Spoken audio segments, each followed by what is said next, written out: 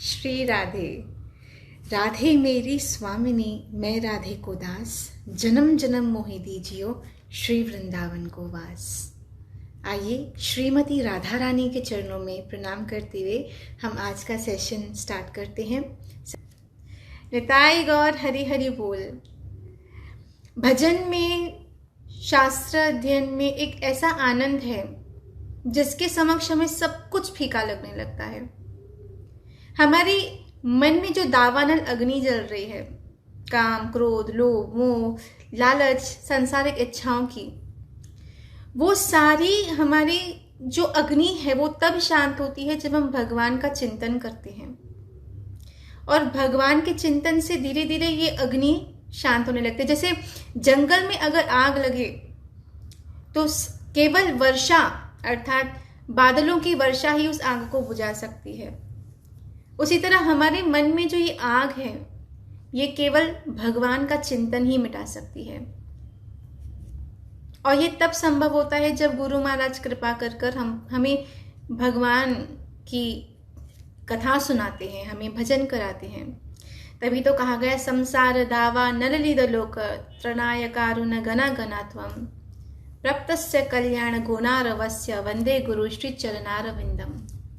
गुरु महाराज कृपा कर कर जब हमें कथा सुनाते हैं, कृष्णमय हमारे जीवन को बनाते हैं, तो हमारे जीवन में वो जो अग्नि है वो शांत होने लगती है।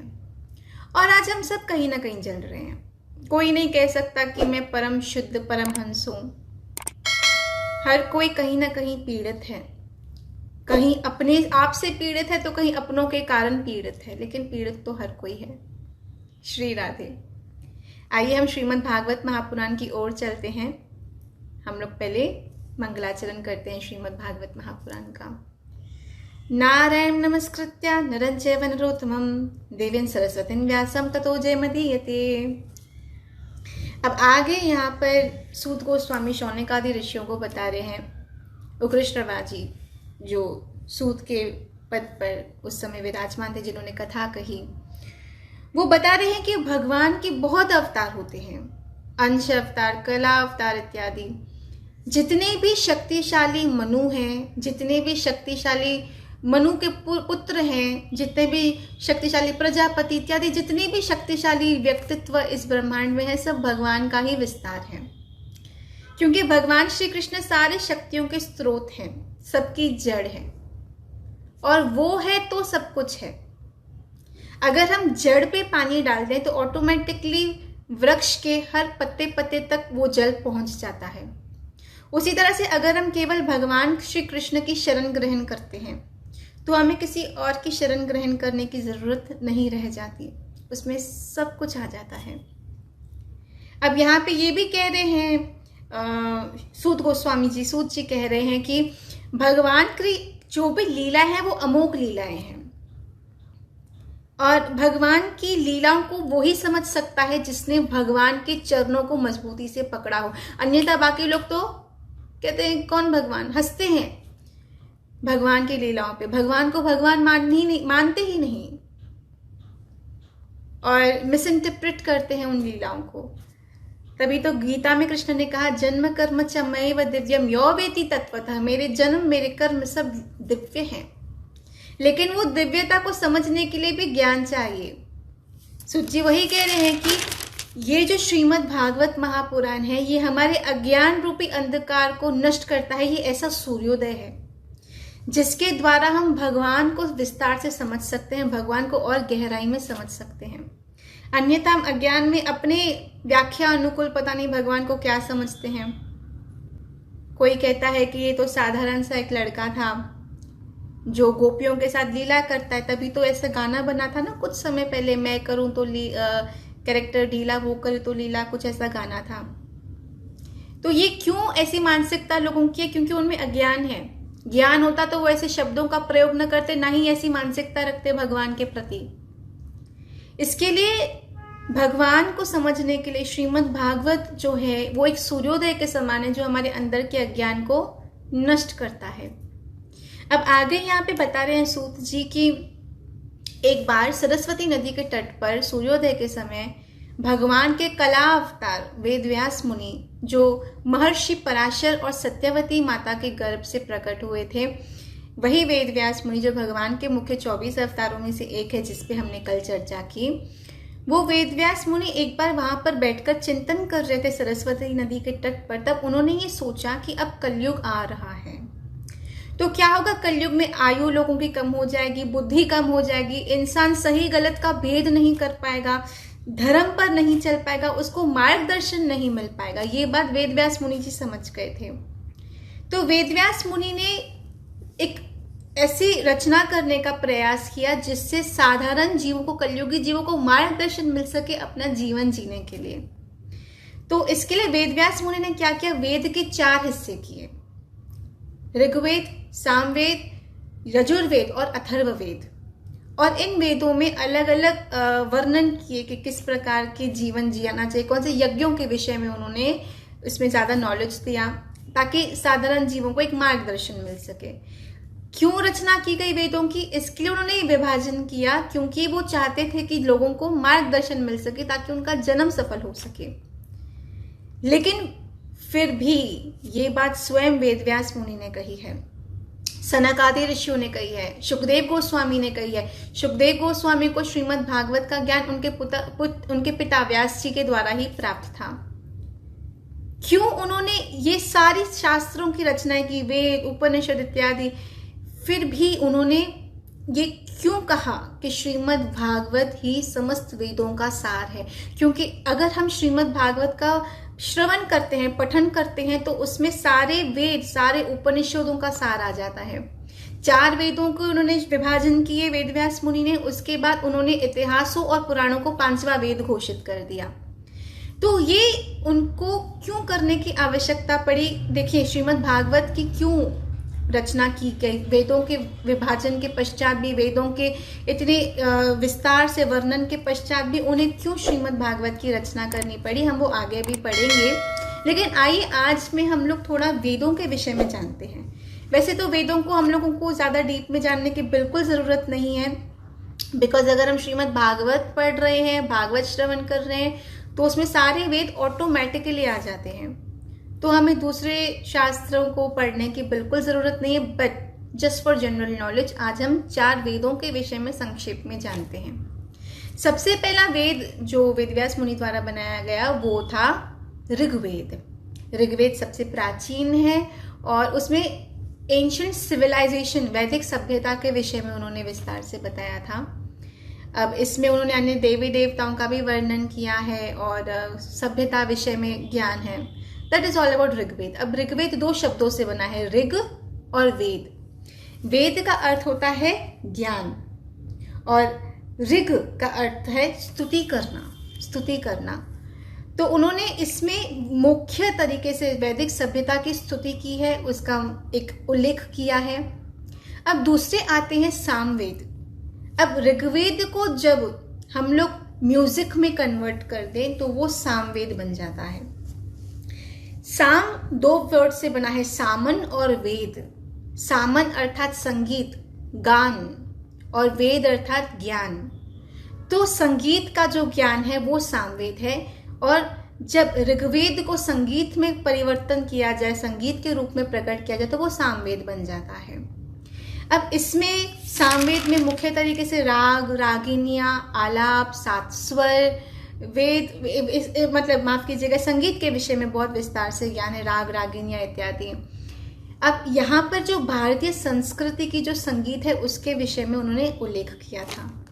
अब मैं आपको एक बात यहाँ पे बताऊं, हमारे भारत की जो संगीत है वो सबसे सुंदर और आत्म शांति प्रदान करने वाला है।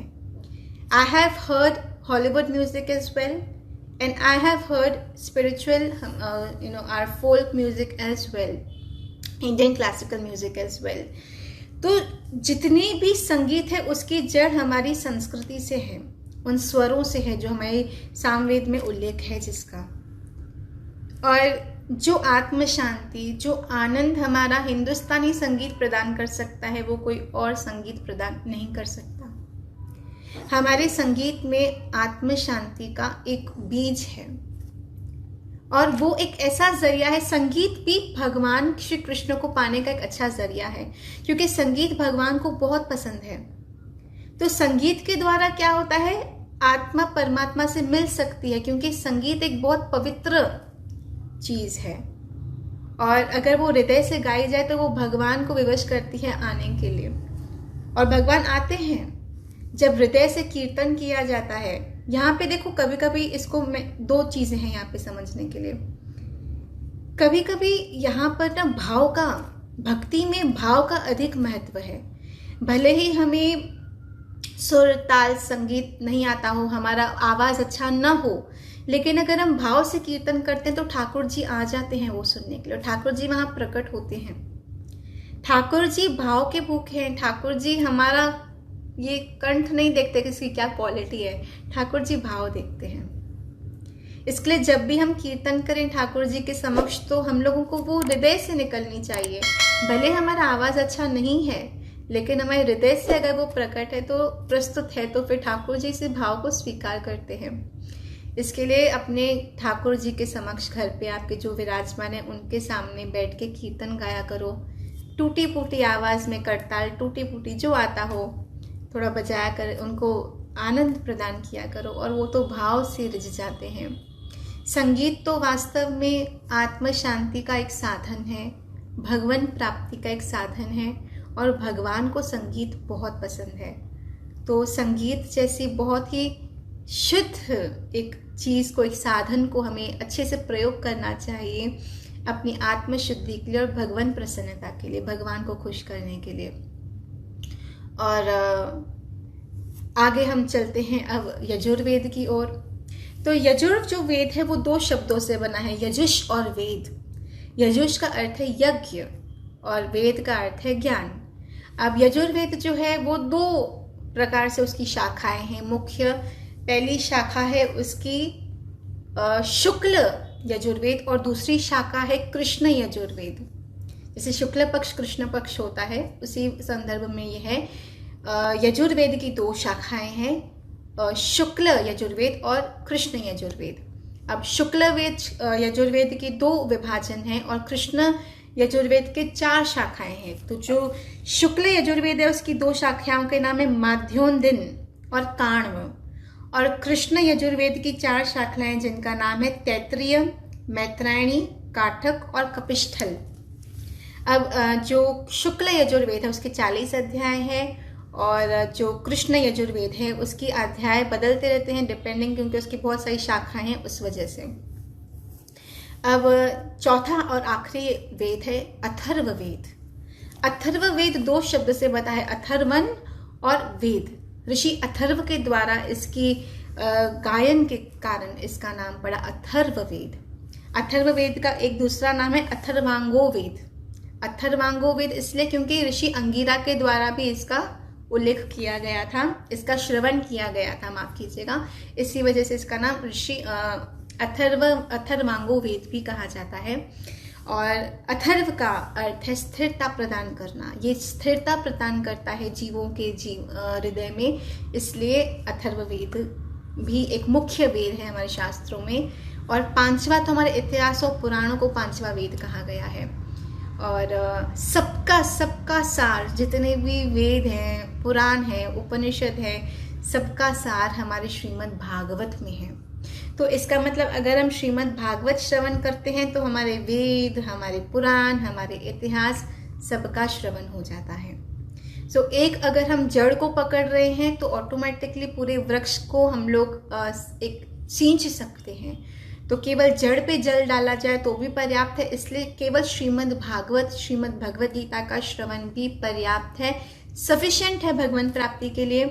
भजन, Shrimad Bhagavat, Bhagavad Gita are more than enough. और अगर आगे हम किसी और नॉलेज जानना चाहते हैं तो फिर भक्ति रसामृत सिंधु एवं चैतन्य चरितामृत भी बहुत अच्छा ज्ञान प्रदान करते हैं। चैतन्य चरितामृत तो भक्ति की PhD कहा गया गौड़ीय वैष्णव परंपरा में। तो बिल्कुल हमें श्रीमद् भागवत का अगर हम अध्ययन कर रहे हैं तो हमने पूरे शास्त्रों का रस, पूरा सार हमने श्रवण कर लिया। ये मैं नहीं, ये साक्षात सूत जी कह रहे हैं। और आगे अब इसी बात पे स्टैंप लगाएंगे वेद व्यास मुनि। अब वेदों की रचना के बाद वेदव्यास मुनि ने आखिर ऐसा क्या हुआ कि श्रीमद् भागवत की रचना की, इस विषय में हम मंडे को डिस्कशन करेंगे, because tomorrow is a Saturday and then we have a Sunday, so we won't be meeting for the next 2 days। और अब हमारे ठाकुर जी के प्राकट्य की तिथि आ रही है, जन्माष्टमी की तिथि आ रही है, जब हमारे ठाकुर जी बाकी बिहारी लाल प्रकट होंगे हम जैसे साधारण जीवों का उद्धार करने के लिए। ठाकुर जी का भी जन्म नहीं लेते, वो तो प्रकट होते हैं, और इसी तिथि पर वो प्रकट हुए। सोमवार को है मेरे हिसाब से जन्माष्टमी, 30 तारीख सोमवार ही रुक रहा है। तो हम लोग जन्माष्टमी की बहुत अपने घर पर बहुत ही सुंदर तरीके से ठाकुर जी का सेवा करें, ठाकुर जी का श्रृंगार करें, ठाकुर जी को आनंद प्रदान करने का प्रयास करें। हो सकता है कि बहुत लोग वृंदावन में बिहारी के दर्शन नहीं कर पाएंगे, राधा रमन लाल जी के दर्शन नहीं कर पाएंगे। आपके घर पर जो ठाकुर हैं वही राधा रमन लाल जी हैं, वही बाके बिहारी हैं। तो उनकी ऐसे सेवा कीजिएगा कि वो प्रसन्न हो, वो खुश हो, और उनके प्राकट्य की तिथि है, वो ना होते तो हम भी ना होते। वो प्रकट ही इस लोक में इसलिए होते हैं ताकि हम जैसे साधारण जीवों को आनंद प्रदान कर सके। ठाकुर जी की 2 लीलाएं होती है, प्रकट लीला, एक अप्रकट लीला। तो प्रकट लीला वो जो हम देख पाते हैं, हमारे सामने प्रकट होती है, हमारे चक्षु के सामने। तो जो द्वापर युग में थे उन्होंने भगवान की लीला को देखा। आज भी कलयुग में बहुत लोग अपनी आंखों से भगवान के लीला के दर्शन कर लेते हैं, क्योंकि वो निष्कपट भाव से भगवान की भक्ति करते हैं, भजन करते हैं, भगवान के चरण कमलों की सेवा करने का भाव रखते हैं। तो उनको ठाकुर जी आज भी अपनी लीला के दर्शन कराते हैं। और उसके साथ ही साथ दूसरी लीला होती है अप्रकट लीला, जो हमें दिखती नहीं है लेकिन वो हो रही है। वो इसलिए हमें नहीं दिख रही क्योंकि हमारे चक्षु, हमारे नेत्र जो है वो संसारिक हैं। तो ठाकुर जी प्रकट होने वाले हैं परसों, माफ़ कीजिएगा 30 तारीख को। जन्माष्टमी की बहुत ही शुभ तिथि है, उत्साह के साथ इसे मनाइएगा, ठाकुर जी को खूब आनंद प्रदान कीजिएगा, और राधा रानी करे हम सब इस तरह भगवान के चरण कमलों में पड़े रहें। कभी तो लाडली पूछेगी कौन पयो है द्वार, बस उनके चरणों में पड़े रहना है। कभी ना कभी तो राधा रानी की ध्यान हमारे ओर जाएगा और वो देखेगी कि कौन ये निस्सहाय, कौन ये पड़ा है मेरे दर पर, और उसकी नज़र हम पर चली जाएगी। बस पड़े रहिए, खड़ा रहे दरबार में, धक्का धनी का खाए, कभी तो मौज दरिया की बेड़ा दे पार लगाए। खड़ी रहो धनी के दरबार में, कभी ना कभी तो उसकी नज़र जाएगी और हमारी नाव को वो इस पार से उस पार कर देंगे। कभी ना कभी तो हम पे कृपा कर हमें इस भव सागर से पार कर देंगे। हमारे हृदय जो पूरी तरह से वासनाओं से, पूरी तरह से कामनाओं से ग्रस्त है, उसको कभी ना कभी तो वो कृपा कर शुद्ध कर देंगे। हम अपनी तरफ से ये प्रयास करें कि बस अंतिम सांस तक उसके चरणों में हम पड़े रहें। अब आइए हम कुछ प्रश्नोत्तर पर चर्चा करते हैं। If you have any kind of spiritual queries please let me know that through the comments, और फिर उस पर चर्चा करके हम लोग मिलेंगे सीधा सोमवार को, बिकॉज अभी सैटरडे संडे है। तो आप लोग खूब जन्माष्टमी की तैयारी कीजिएगा। हम भी संडे को जा रहे हैं सब वृंदावन में। बहुत ही सुंदर हम लोगों ने एक छोटा सा प्रोग्राम बनाया है ब्रिजवासी बच्चों के साथ। मैं भी मज़ा करने वाली हूँ ब्रिज में, राधा रानी की कृपा से। मेरी 2nd जन्माष्टमी है वृंदावन में। लास्ट ईयर भी मैं वृंदावन में ही थी during Janmashtami, but due to lockdown we were not allowed to enter into the temples. But अब इस साल बिहारी के दर्शन मिलेंगे जन्माष्टमी पे, तो ये बहुत उत्साह की बात है मेरे लिए भी। और आज भी मैं बस सेशन वाइंड करके थोड़ी देर में जा रही हूँ बाके बिहारी लाल और राधा रमन लाल जी के दर्शन करने। So I am pretty excited, and Janmashtami की भी तिथि है। आप सब भी एक्साइटेड हो जाइए, ठाकुर जी प्रकट होने वाले हैं, तो उसके लिए आप सब भी बहुत उत्साह के साथ, उमंग के साथ अपने घर पे जो ठाकुर जी विराजमान है उनकी सेवा कीजिए। आपसे विदा ले रही हूँ। आप लोग इस वीडियो को शेयर करना ना भूलें, हमारे फेसबुक पेज हु एम आई को फॉलो करना ना भूलें, एंड उसके साथ ही साथ खूब गौ सेवा कीजिएगा, एंड अगर किसी की सहायता कर सके तो अवश्य कीजिएगा। And along with that I would also love to tell everybody कि मुस्कुराइए, खुश रहिए, एंड हमारी अंदर की पॉजिटिविटी लाइफ की नेगेटिविटी से लड़ने में हमारी सहायता करती है। So let's try to stay positive from the inside, and that can only be possible when we surrender unto the lotus feet of Krishna and believe in Krishna and Radharani. Our faith is going to be our biggest strength to fight all the negativities in life. So let's stay positive, let's smile, and let's be the reason for someone's smile. I'll see you all on Monday at 4 p.m. Till then, chant, be happy, and spread happiness all around. Shri Radhe, Jai Shri Krishna.